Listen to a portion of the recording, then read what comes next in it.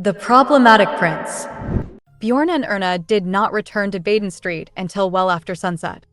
She could tell they had a good time by the bright smile on Erna's face as she was helped out of the carriage by Björn.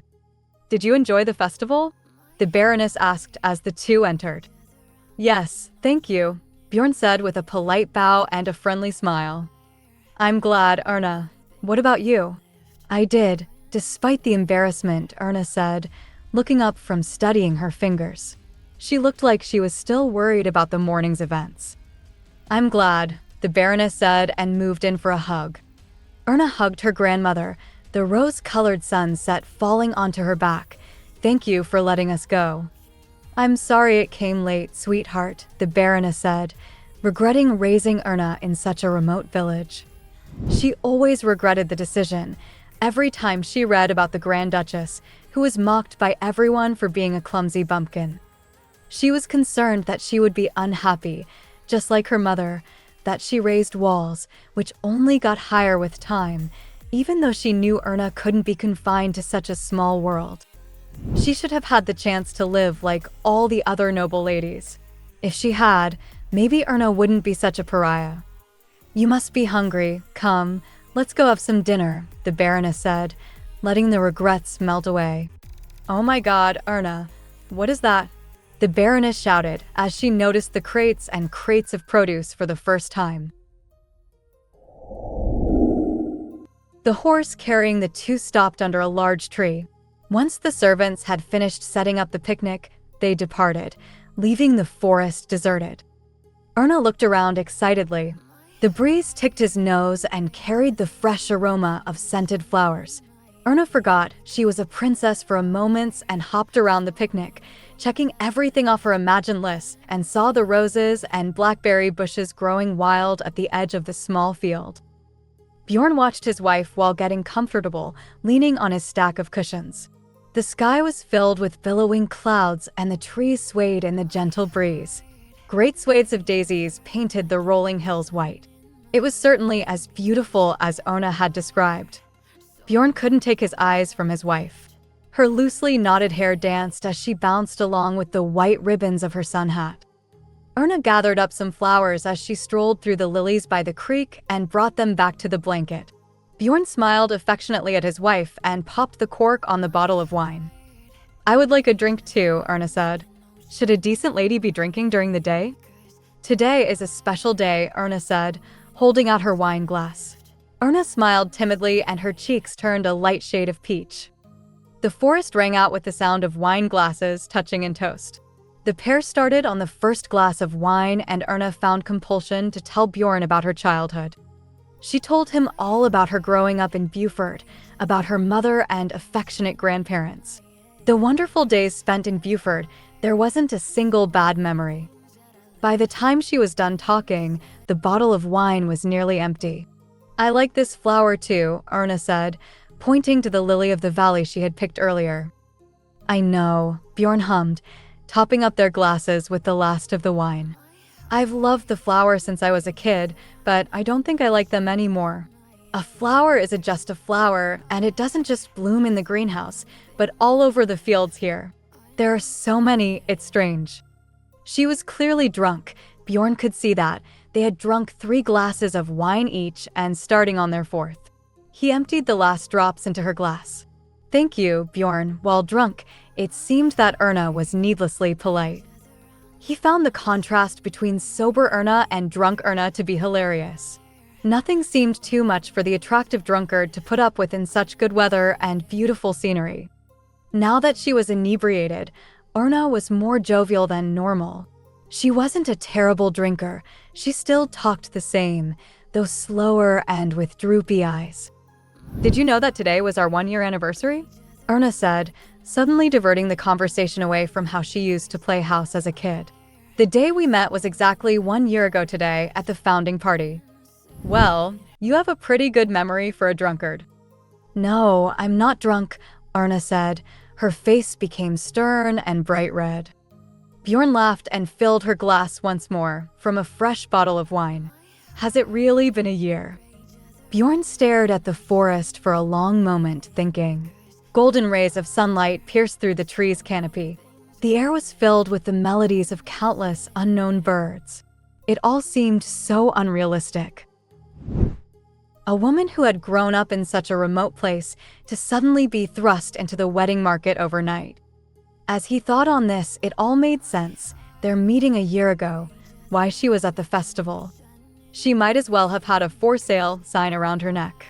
He suddenly laughed at the past days, and although it had been a misunderstanding, he was glad of it, because he won in the end. Thank you, Bjorn. He thought she was talking about the wine. You really saved my life. Maybe she wasn't talking about the wine. Is that so? He said. You bailed me out twice. At the Martianus Harbor dinner and on race day.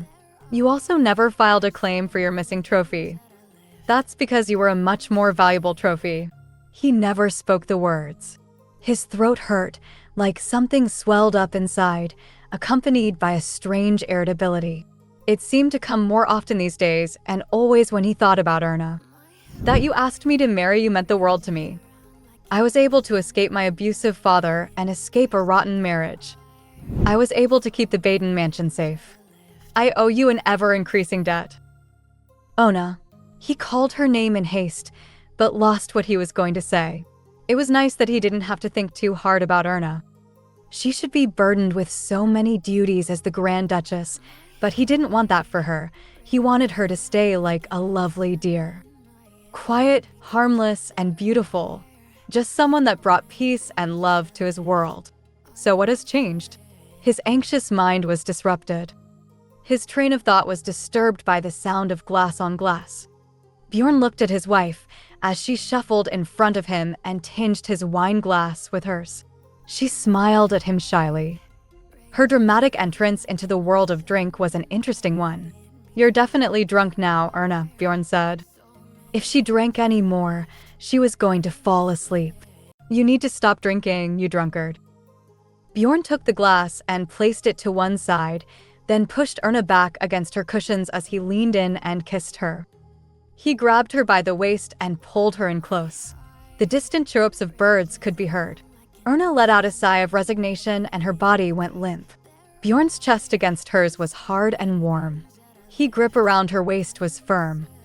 His body had always felt somewhat cool, was now as warm as the spring afternoon. If this was because she was drunk, she felt like she understood why people drank so much. I think I understand why you drink so much. It feels so good, Erna said. You are the reason I love you too. Her cheeks were bright red from alcohol. Is that so? Yes, even though I sometimes despise you, I do like you overall. I want to keep you in my cookie jar. Bjorn just laughed. Being confined to Erna's old cookie container didn't sound all that bad. She favored all the gaudy junk she kept in that jar like fine jewelry. By the way, Bjorn, will the interest rates increase a lot on my savings? Erna's face suddenly lit up with excitement. Drunkards were inherently random, it would appear, and Erna only seemed to play up to that stereotype. Bjorn's jolly laughter joined the chorus of singing birds. Don't worry, we are doing our best to keep the interest rates high. Erna beamed like a lighthouse, although that might have just been the wine making her skin cheeks glow. What are you going to do with all that money from the interest? Bjorn asked, settling from his mirth. I don't know yet. Then why are you so obsessed?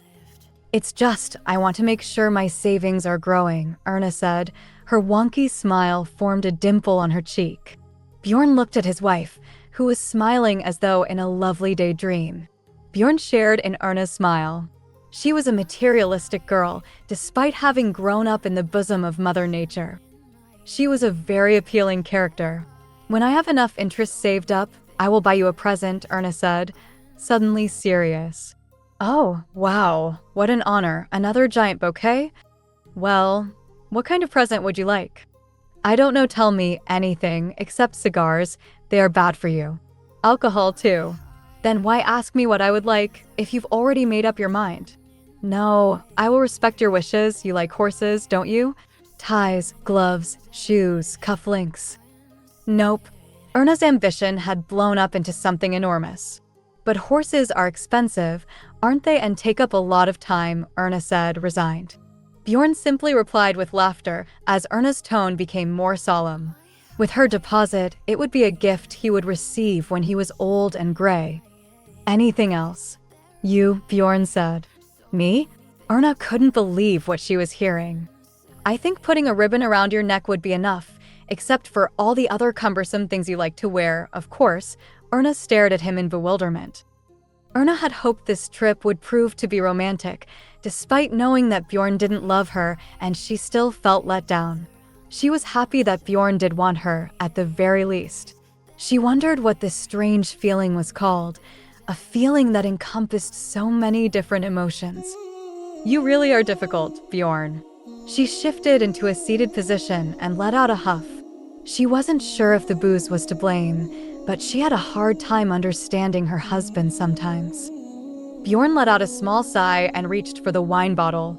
He was certainly drinking more wine than he expected, and while he filled his glass, Erna started to take her dress off. What are you doing? I'm getting prettier for you. You told me that I look prettier the less I wear. Bjorn just grinned in disbelief. It's strange. Normally, I would have to work hard to look pretty. Wear the prettiest dress and do my hair in the prettiest style. Decorate myself with all sorts of pretty little ornaments. I never thought I could be pretty naked before. Bjorn looked at his pocket watch through the rosy haze. No one would be looking for them for a while yet. He gulped down the freshly poured glass of wine. Unable to organize his scattered thoughts, simply watched Erna. Right now, I'm giving you a present, interest-free, that I can freely give, so you be nicer to me, okay? Erna said.